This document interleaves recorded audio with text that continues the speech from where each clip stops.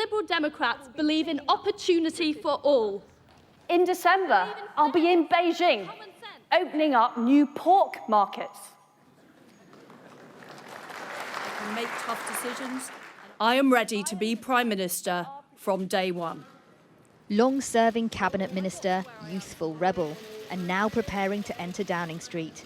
But who is Liz Truss, whose meteoric ascent has taken many by surprise? She's always been somebody who has said to herself, well, why not me? Why can't I make it to the very top? Her temperament is one that is suspicious of establishments.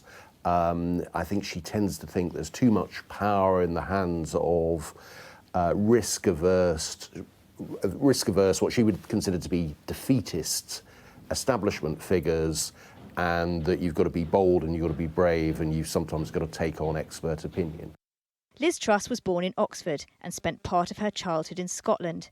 Her family would eventually settle here in the affluent Roundhay area of Leeds. This is the street where Liz Truss grew up. She had left-wing parents and few conservative role models. She was an outsider, but throughout her political career, those who knew her say she was tough, had strong opinions, and wasn't afraid to ruffle a few feathers. As a student, she was drawn into politics, but not the conservative sort. She became president of the Oxford University Liberal Democrats and was seen as a firebrand. There are two main problems with this amendment conference. David Laws then worked for party leader Paddy Ashdown. I remember Paddy pacing up and down the press room in Brighton and saying, my God, if this motion that Liz is moving gets passed, that will be the end of the Liberal Democrats. And then you met her again when you were both ministers in the coalition government.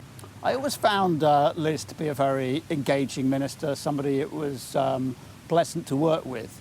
But she isn't necessarily one of the world's best listeners. That avoids conflict and blood. I remember her having that meeting with Lavrov, the Russian foreign minister, and he described it as a dialogue of the deaf afterwards. And while I've got no sympathy, obviously, with Lavrov or the Russians, I can imagine how that must have been for him. She sort of ploughs on and on and on. Her first cabinet post as Environment Secretary became known for this awkward speech. We are growing wheat more competitively than the Canadian prairies. And criticism as Justice Secretary saw her demoted by Theresa May to the most junior cabinet post, Chief Secretary to the Treasury.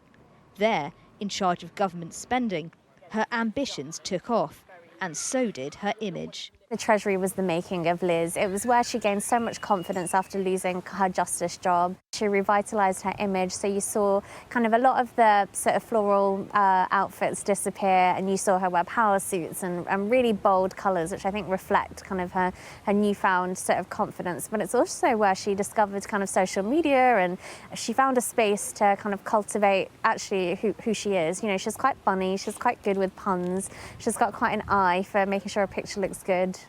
Her colleagues talk of Truss's inner steel, her determination to drive things through. But with a grim outlook ahead, she'll need to build up goodwill with her party and the public. Tamara Cohen, Sky News.